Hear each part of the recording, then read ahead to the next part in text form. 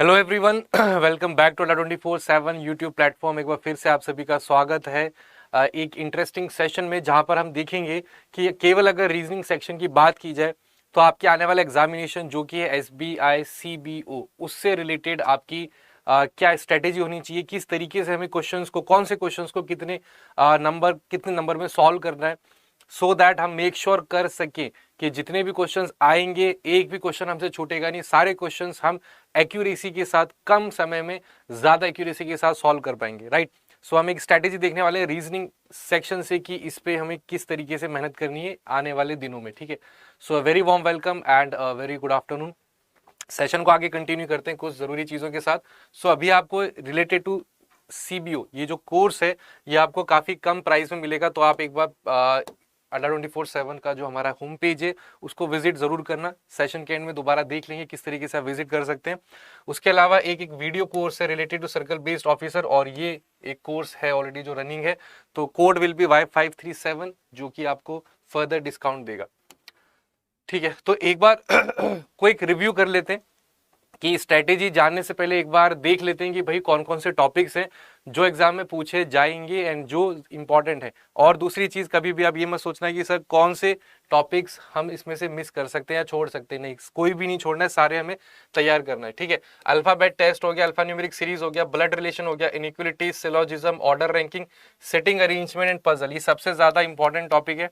सबसे ज्यादा क्वेश्चन कोई सा भी एग्जामिनेशन हो, एसबीआई सीबीओ हो, क्लर्क हो, पीओ हो, आईबीपीएस का एग्जामिनेशन हो, सबसे ज्यादा क्वेश्चन जो है आपकी सेटिंग अरेंजमेंट और पजल से ही पूछे जाते हैं।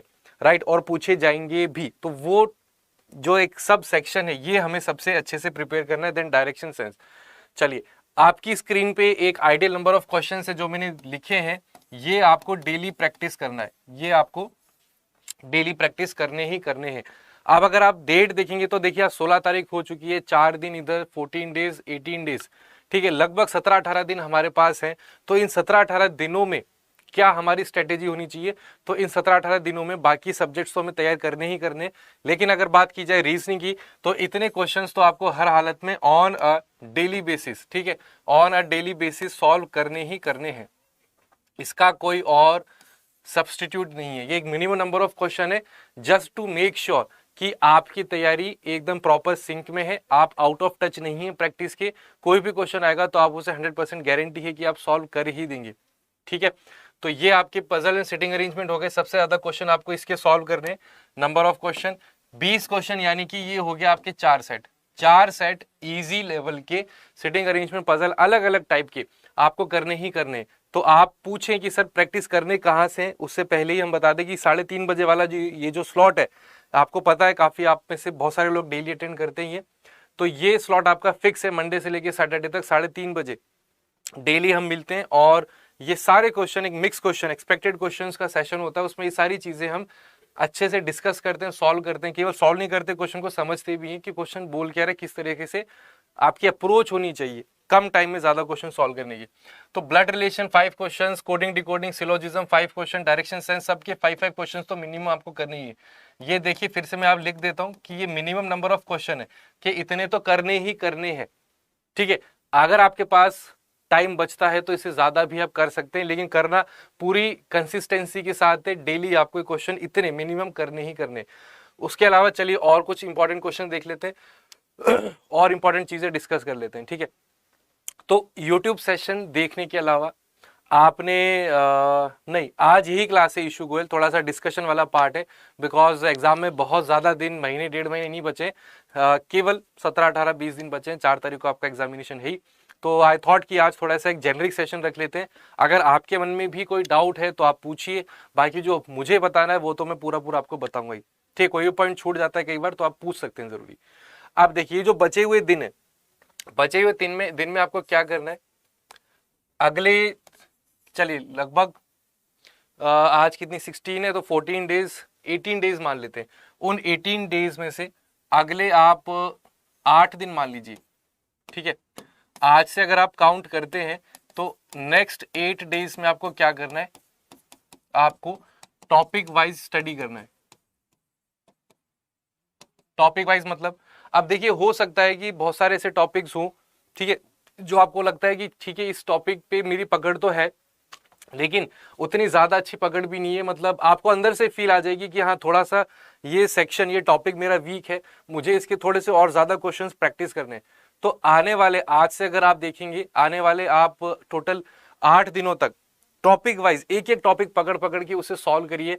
लेट सपोज कि मान लेते हैं कि आपको सिलोजिज्म आता है लेकिन इतना कॉन्फिडेंस नहीं है आपको, तो आप कसम खा लो कि भाई आज 16 तारीख है, सपोज करो कल आप ये कसम खाते हैं 17 तारीख को कि चलिए आज मैं सिलोजिज्म के 50 क्वेश्चन सॉल्व करूंगा, ठीक है। तो फिर वो आपकी एक रिस्पॉन्सिबिलिटी बन जाती है कि आपको वो करना ही करना। जब तक आपका उससे डर नहीं निकल जाता तब तक आपको क्वेश्चन सॉल्व करने हैं। यकीन मानिए कोई भी टॉपिक, केवल रीजनिंग की बात बता रहा हूं मैं, अगर आप कोई भी टॉपिक, लेट सपोज अगर आपको थोड़ा सा डर लगता है सिलॉग से कि कई बार स्टेटमेंट समझ में नहीं आते, कई बार कंक्लूजन समझ में नहीं आते, पॉसिबिलिटी है नॉट अ पॉसिबिलिटी है, समझ में नहीं आ रहे, तो इसके आप केवल 50 क्वेश्चन कर लेना रेगुलर।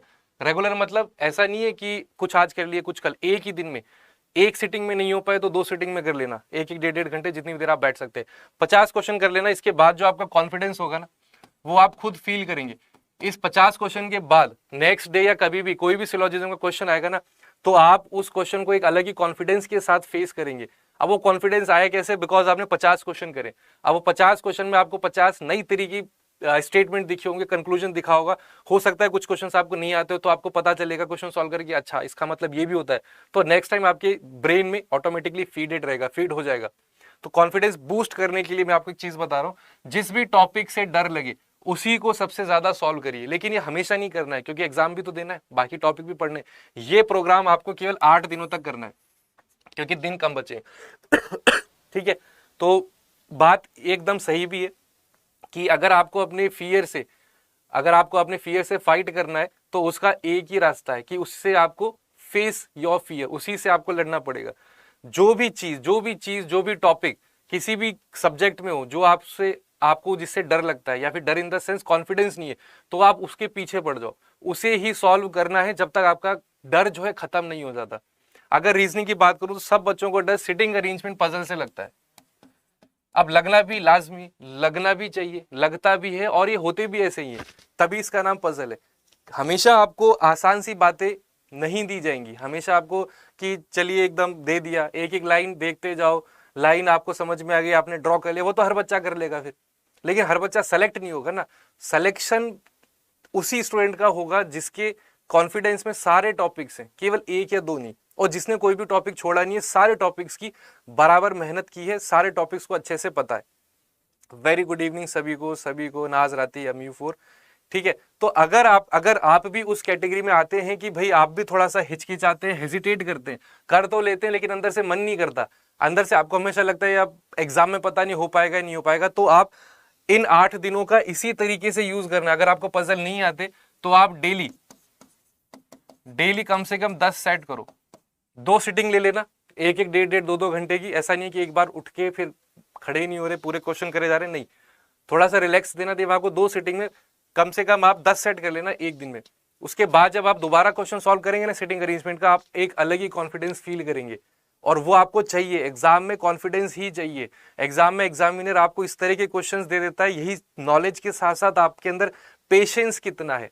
आप डिफिकल्ट सर्कमस्टांसेस में, भाई घर पे बैठ के एक बात बताइए, जैसे अभी क्लास चलती है हमारी 3:30 बजे यूट्यूब पे, ठीक है, आप लोग आते हैं, आप लोग क्वेश्चन सॉल्व करते हैं, आंसर करते हैं, क्या आपके ऊपर 1% भी कोई प्रेशर होता है? आपको डर लगता है?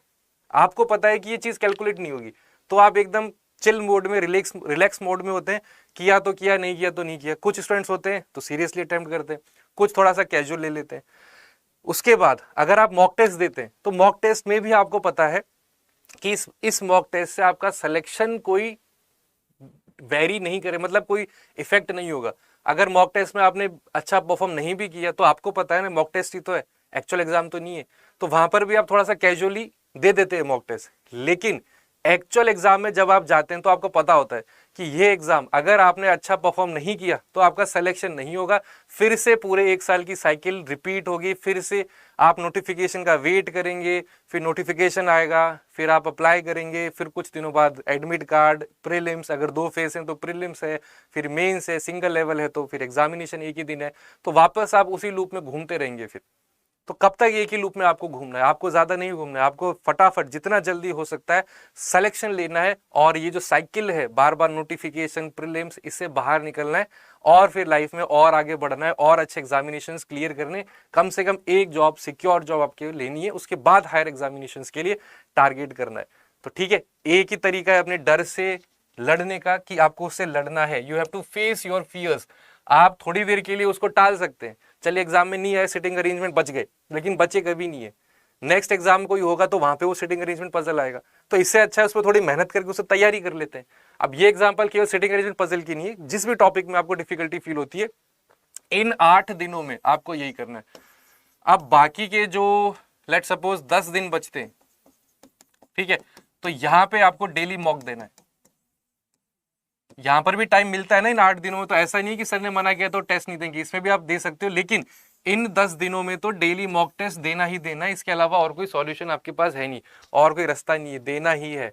केवल रीजनिंग का नहीं, सारे सब्जेक्ट्स का आपको मॉक टेस्ट देना है, और इंडिविजुअल नहीं देना तो फुल लेंथ मॉक टेस्ट है, फुल लेंथ मॉक टेस्ट दो। अब इस मॉक टेस्ट को आपने सुना होगा, बहुत सारे टीचर्स है, इनफैक्ट वो बात सच भी है, सब लोग यही बोलते हैं, मैं भी ये बोलता हूँ कि मॉक टेस्ट देना जरूरी है, आपका स्कोर जो है इससे इंप्रूव होगा, इंप्रूव भी होगा, इंक्रीज भी होगा। क्या कभी आपने सोचा है कि भाई मॉक टेस्ट देने में ऐसी कौन सी रॉकेट साइंस है, या फिर ऐसा कौन सा ज्ञान मिल जाता है मॉक टेस्ट देने से कि हमारा स्कोर बढ़ जाएगा? ऐसा कुछ नहीं होता, ऑटोमेटिकली कुछ नहीं होता। ठीक है, जब आप मॉक टेस्ट दे रहे हैं उसके बाद एक इसका नया, एक इसी का इंपॉर्टेंट फेज है एनालाइज, कि आपने मॉक टेस्ट को एनालाइज किया ही नहीं किया। केवल मॉक टेस्ट देने से स्कोर नहीं बढ़ता, कितने भी मॉक टेस्ट दे लो, दिन में 50 मॉक टेस्ट दे लो, अगर 51 में मार्क्स बढ़ जाए तो बताना, नहीं बढ़ेंगे। मॉक टेस्ट देने से मार्क्स नहीं बढ़ते, मॉक टेस्ट दो, उसके बाद उसको एनालाइज करो, तब आपके जो अपना आगे आने वाले मॉक्स होंगे ना उसमें स्कोर बढ़ेगा। एनालाइज आपने किया नहीं, मॉक टेस्ट पे मॉक टेस्ट दिए जा रहे, वो प्योर वेस्ट होगा। एनालाइज कैसे करना, ये इंपॉर्टेंट पार्ट है, बिकॉज काफी स्टूडेंट्स इसे स्किप कर देते हैं। अब मैं आपको बताता हूं कि आपको मॉक टेस्ट एनालाइज कैसे करना। चलिए लेट सपोज आपके पास 100 क्वेश्चन है, एक रफ आइडिया ले लेते हैं। लेट सपोज आपके पास 100 क्वेश्चन है, 100 क्वेश्चन में से 3 कैटेगरी होंगी क्वेश्चंस की। ठीक है, पहली कैटेगरी ये होगी उन क्वेश्चंस की जिनको आपने अटेम्प्ट नहीं किया, दूसरी होगी आपने अटेम्प्ट किया, ठीक है, बट वो गलत हो गए, नेगेटिव मार्किंग आ गई। तीसरी कैटेगरी होगी जो आपने अटेम्प्ट किए और वो सही भी थे, पॉजिटिव मार्किंग आई, बट लेकिन टाइम, ज्यादा टाइम लगा। समझ पा रहे? दूसरे क्वेश्चंस होंगे जिनमें आपने सही भी किया, कम टाइम भी लगा। अब वो क्वेश्चन तो हमारे ऑलरेडी स्ट्रांग है, उन पे हमको मेहनत नहीं करनी, उन पे फोकस नहीं करना, फोकस किस पे करना, इन पे। अब जिन क्वेश्चन को आपने अटेम्प्ट नहीं किया, इसका मतलब आपके कंसेप्ट्स वीक हैं। मानते हो? होता है ना एग्जाम में सामने क्वेश्चन आया, क्वेश्चन देखते ही स्किप कर दिया, तो क्वेश्चन देखते ही स्किप क्यों किया आपने?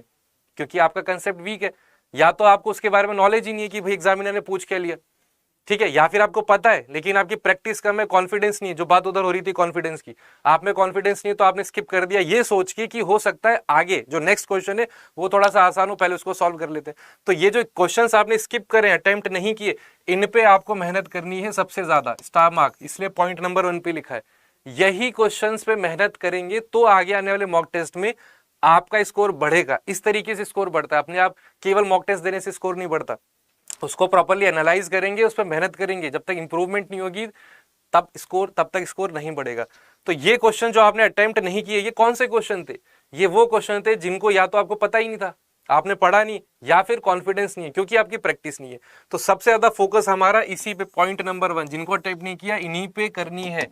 इस पे मेहनत करेंगे तो ये क्वेश्चन अगली बार जब आएगा अगले मॉक टेस्ट में तो आप इसे अटेम्प्ट कर पाएंगे। दूसरा टाइप का क्वेश्चन क्या है? जो आपने अटेम्प्ट तो किया लेकिन गलत। अब ये भी तो होता है, कुछ क्वेश्चन ऐसे होते हैं जिसको देख के आपके अंदर लालच आ जाता है कि अरे यार ये तो मेरा सबसे स्ट्रॉन्ग टॉपिक है, सबसे फेवरेट क्वेश्चन है, सिलॉग का ले लो। लेकिन जब आपने सॉल्यूशन देखा तो आपको पता चला कि यार ये तो गलत हो गया। तो आपको आता था, आपने अटेम्प्ट किया, लेकिन फिर भी वो गलत हो गया। क्यों? जाहिर सी बात है, आपने कोई सिली मिस्टेक की होगी, सिली मिस्टेक। क्वांट में प्लस का माइनस कर दिया, कैलकुलेशन मिस्टेक कर दी। इसका मतलब ये थोड़े ना आपको नॉलेज नहीं है, इसका मतलब ये है कि आप थोड़ा सा जल्दबाजी में थे, फोकस नहीं था, तो छोटी बहुत गलती कर दी। कंसेप्ट आपके अच्छे हैं, नॉलेज आपको है, फिर भी कोई सिली मिस्टेक कर दी, ए को 6 को 9 पढ़ लिया। कौन से कंक्लूजन फॉलो करेंगे, पूछ लिया कौन से कंक्लूजन फॉलो नहीं करेंगे, डज नॉट फॉलो, आपने बता दिया फॉलो, तो क्वेश्चन अच्छे से रीड नहीं किया। बिल्कुल श्रेया, ये चौथी कैटेगरी जो मैंने आपको बताया ना, जो मैंने लिखा नहीं है, जो आपने अटेम्प्ट भी किए और सही भी थे, कम टाइम भी लगा, तो उनको कोशिश करो अगली बार और कम टाइम लिए। लेकिन हमें कोई बात नहीं श्रेया, इसमें डिलीट करने जैसा कुछ था नहीं, आपने तो अच्छी बात ही बोली, तो वो एक ऑब्वियस है, लेकिन हमें मेहनत ज्यादा इस पे भी करनी है, ठीक है। तो जहां पे हमें मेहनत करनी है जिससे हमारा स्कोर बढ़ेगा, डेफिनेटली वो वाली ये चीज है। दूसरी ये है जो आपने अटेम्प्ट किया लेकिन वो गलत हो गए, क्यों गलत हो गए, आपने कोई सिली मिस्टेक कर दी, ठीक है। तो ये गलतियां बहुत होती हैं, इसलिए मॉक टेस्ट देना जरूरी है, ताकि आप जो वहां पे सिली मिस्टेक्स कर रहे हैं वो आप एग्जाम में ना करें। जैसे हर मैच से पहले एक प्रैक्टिस मैच होता है जहां पे सारे एथलीट सारे प्लेयर अपना उतनी ही मेहनत करते हैं, ठीक है। कभी आपने देखा है कि क्रिकेट से पहले जो टेस्ट मैच चल रहा है वहां पे सारे प्लेयर्स हैं ऐसे कैजुअली प्ले कर रहे हो, नहीं, वहां पे वो एक्चुअल मैच से भी ज्यादा मेहनत करते हैं, ताकि जो एक्चुअल मैच है वहां पे उनका परफॉर्मेंस जो है एकदम पीक पे रहे, 100% रहे। अरे इसमें कोई कृपा वाली बात नहीं अंकित, देखिए टीचर का काम क्या होता है, रास्ता दिखाना।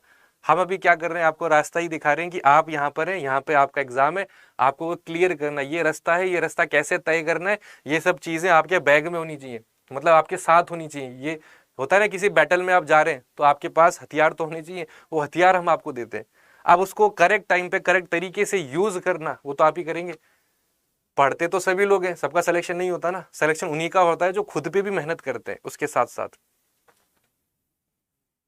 हाँ, क्यों हो जाती है आशीष सिन्हा, कभी आपने सोचा है, फेवरेट टॉपिक है, इजी, फिर भी गलती हो गई, ये सेकंड कैटेगरी के क्वेश्चन होते हैं, जो अटेम्प्ट किए गलत हो गए, सिली मिस्टेक, इस पे भी आपको बराबर ध्यान देना, इसको आपको सही करना है। तीसरे, जो अटेम्प्ट करे सही भी थे, ज्यादा टाइम लग गया, ये क्वेश्चन बहुत डेंजरस होते हैं। क्यों, कई बार क्या होता है हम पढ़ने में गलती कर देते हैं, क्वेश्चन आया सामने सिटिंग अरेंजमेंट का, मुझे पता है कि मेरा फेवरेट है, मैं कर लूंगा, लेकिन जब मैं करने बैठा तो वो थोड़ा सा ट्रिकी था, अब मैं उसे छोड़ सकता नहीं, एक ईगो वाली चीज आ जाती है ना कि यार ये क्वेश्चन तो बहुत प्रैक्टिस करें, सर्कुलर सेटिंग अरेंजमेंट तो बहुत सॉल्व करें, तो ये मैं कैसे छोड़ सकता हूँ, ईगो पे बात आ जाती है, इसको मैं छोड़ ही नहीं सकता, इसको मैं सॉल्व करूंगा, आप पीछे पड़ जाते हैं उसके, जबकि वो थोड़ा सा ट्रिकी होता है, आपका दिमाग उस डायरेक्शन में चलेगा ही नहीं कि यार ये कंडीशन थोड़ा अच्छे से पढ़ लो, आप क्या सोचोगे ये हो क्यों नहीं रहा है, आप और प्रेशर में आ जाओगे, तो आप कर लोगे सॉल्व, जहां पे सब लोग 2 मिनट में सॉल्व कर रहे हैं, हो सकता है आपको 2.5 या 3 लग जाए, 1-1.5 मिनट एक्स्ट्रा लग जाए, तो इन पे भी आपको मेहनत करनी है।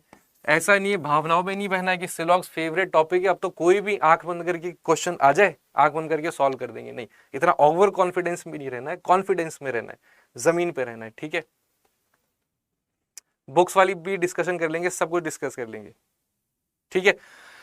चलिए, उसके अलावा चौथा, चलिए जो आपने अटेम्प्ट किया सही हो गया, इसमें हमें क्या करना है, we have to try to reduce the time. भाई कुछ तो टॉपिक्स ऐसे होंगे, अब ऐसा तो है नहीं कि आप हमेशा गलतियां ही कर रहे हैं, ऐसा तो नहीं है ना कोई कि आप छोड़ दिया, कोई गलत हो गया, किसी में टाइम ज्यादा लग गया, अरे कुछ टॉपिक ऐसे भी तो होंगे जो आपने अटेम्प्ट करे, सही भी थे और बहुत कम टाइम में, जितना हर इंसान ने लिया है कम कम टाइम, आपने भी उतना ही लिया, उस पर भी तो हमें मेहनत करनी है, लेकिन वो फोर्थ कैटेगरी है, ठीक है। पहले आप 3 पे कर लोगे तो आपका स्कोर अपने आप बढ़ जाएगा, तो उस पर आपको क्या करना है, कोशिश करना है कि अगली बार जो है, अगर आपने 10 सेकंड में किया है तो अगली बार क्वेश्चन दिखता है तो उसे 8 सेकंड में सॉल्व करना है।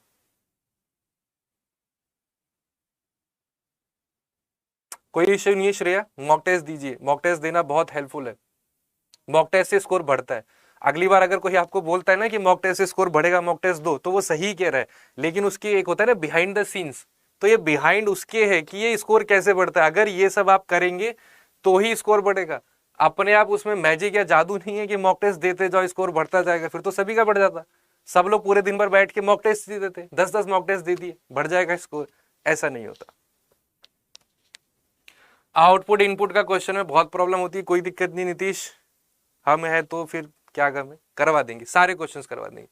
Very good evening Manish Kumar, चलिए अगला सेशन आपका स्टार्ट हो चुका है, तो ज्यादा टाइम इन्वेस्ट नहीं करेंगे, ठीक है। ये सारी डिस्कस मैंने थोड़ा सा डिटेल में आपको ये बता दिया कि मॉक टेस्ट को एनालाइज कैसे करना है। मॉक टेस्ट केवल देने से देखिए कुछ नहीं होगा, मॉक टेस्ट जब तक आप एनालाइज नहीं करेंगे तब तक आपका 100% आपका जो इंप्रूवमेंट है वो नहीं आएगा, ठीक है।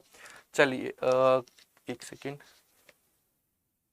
ठीक है, related to SBI CBO courses देख लेते हैं एक बार फर्दर आपकी हेल्प के लिए। तो अभी भी काफ़ी दिन है, आप चाहें तो उसका फ़ायदा उठा सकते हैं अपनी प्रिपरेशन को और बेहतर करने के लिए। SBI CBO पहले ही आपको दिख जाएगा पहली रो में, आपके लिए कोर्स तो है ही है, इनमें आप एनरोल कर सकते हैं। साथ ही साथ वीडियो कोर्स देखिए, एसबीआई सीबीओ की टेस्ट सीरीज, आप टेस्ट सीरीज पूछ रहे थे, एसबीआई सीबीओ की सेपरेट टेस्ट सीरीज है। तो यहाँ पे देखिए 399 आपको पे नहीं करना है, केवल आप कोड यूज करके Y537S लगा के यहाँ पे आपको डिस्काउंट मिल जाएगा 17% का, केवल 331। यहाँ पे है क्या क्या पढ़ लेते हैं। तो इस टेस्ट सीरीज के अंदर आपको टोटल 30 सेट मिलेंगे। तो अगर आप दिन देखेंगे तो अभी हमने गिने थे कितने, 18 दिन थे। अगर आप एक दिन में एक भी, चलिए 8 दिन तो देना ही नहीं है, लास्ट के 10 दिन, 10 दिन एक दिन में 3 तो दे सकते हैं ना, तो बस आपका काम हो जाएगा। मॉक टेस्ट देना जरूरी है, साथ ही साथ एनालिसिस कैसे करना है वो मैंने आपको सब क्लियर कर दिया। अगर टेस्ट सीरीज की बात करें, टेस्ट सीरीज के अलावा देखिए ये एक आपका वीडियो कोर्स है, ये आपका बुक सेट है, बुक सेट में भी आप एनरोल कर सकते हैं, और ये आपका वीडियो कोर्स है, ठीक है, इसमें आप एनरोल कर सकते हैं। तो सेम चीज़ है, फर्दर बहुत रिड्यूस हो जाएगी इसकी price. Price will be, code जो आपको यूज करना है Y537। तो ये वाला जो कोर्स है आपको 1900 का मिल जाएगा, 77% ऑफ। ऐप पे आप परचेज करेंगे तो वहां पे आपको 78% का मिल जाएगा, ठीक है, 1% एक्स्ट्रा ऑफ आपको मिल जाएगा।